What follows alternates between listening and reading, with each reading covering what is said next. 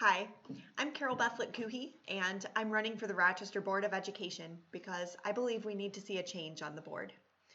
We need trustees who will ask the right questions and who will acknowledge areas of improvement if we want to strive toward excellence. So let's talk about enrollment. At the recent League of Women Voters Forum, there was a question asked about decline in the district, especially in terms of enrollment and college proficiency. I'm going to show you how I answered this enrollment question, how another candidate answered the enrollment question, and I'd like to share with you how I arrived at my conclusions.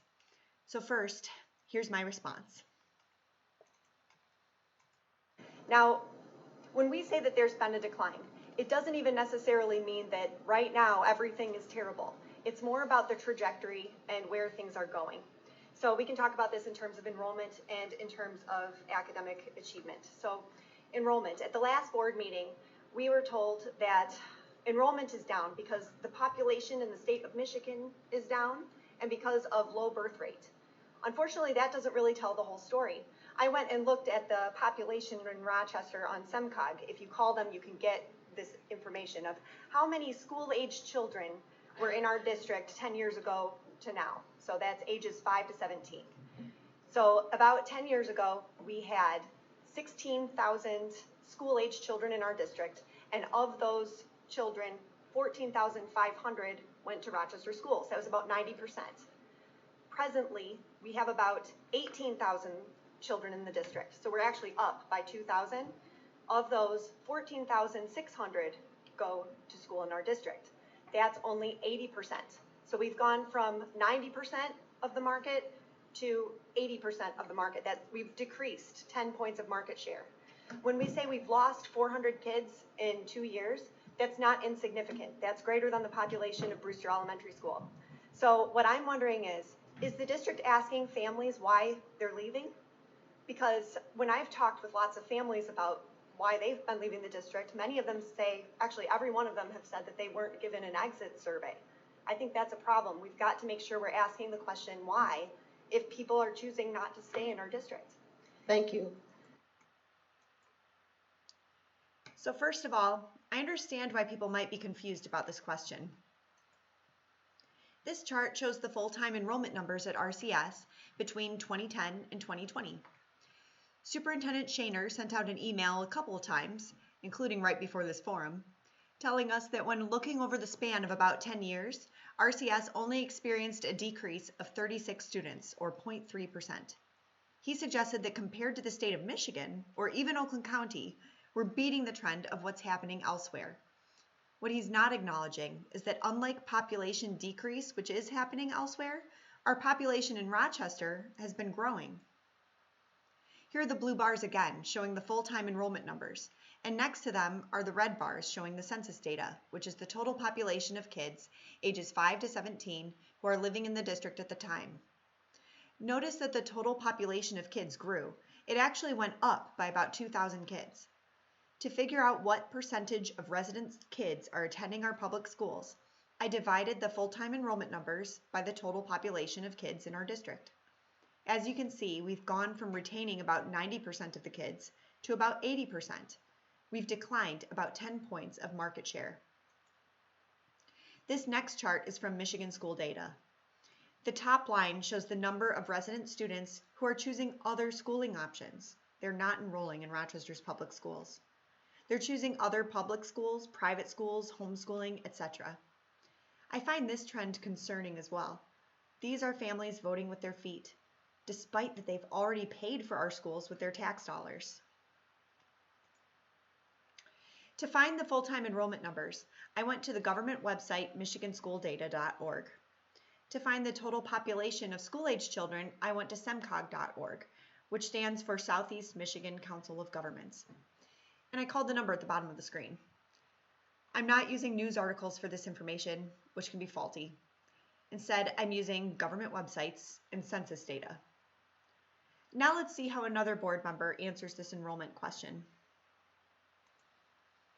Yeah, I just wanted to follow up on the enrollment information that's being shared and just put that in a little bit more context.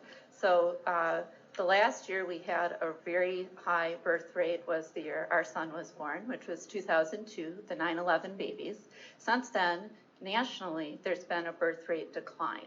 So obviously we cannot educate or attract students into our district when those babies have not been born. And that's been identified for years and projected out, as Joe mentioned earlier. And we've been planning fiscally and in other ways for that in our district in terms of infrastructure and staffing.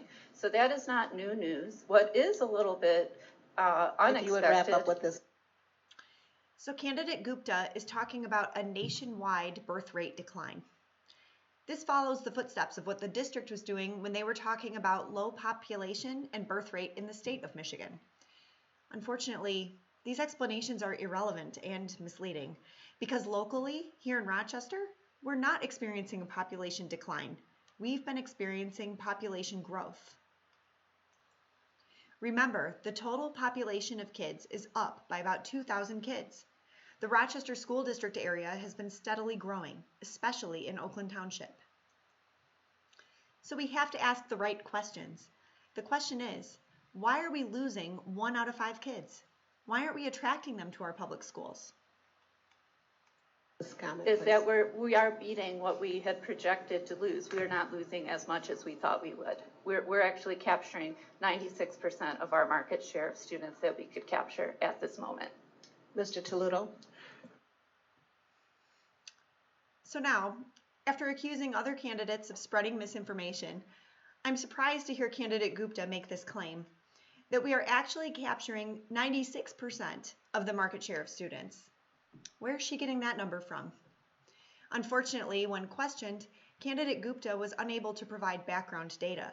She said an administrator helped to give her this percentage, but of course the number doesn't make sense. And so far, she's dodged citizens who've questioned her about this claim. Earlier today, Superintendent Shaner echoed a similar stat.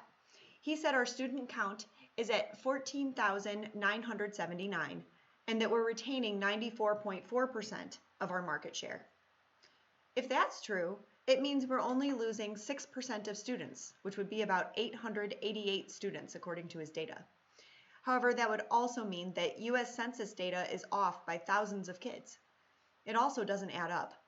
For example, just one of our private schools in Rochester, like Holy Family, for example, has over 800 kids. Let's also keep in mind that Michigan Student Data System, which is his source that he cited, is a state system that does not have public access and does not have or use any census data, so it's pretty hard to verify. So we need to step outside the echo chamber where math doesn't add up. The best way for us to strive toward excellence is if we can have honest conversations, ask the right questions, verify and understand the data that we're working with, and acknowledge downward trends so that we can reverse the trend and improve. Thanks so much for listening. Please watch the full League of Women Voters video, and please vote on November 8th.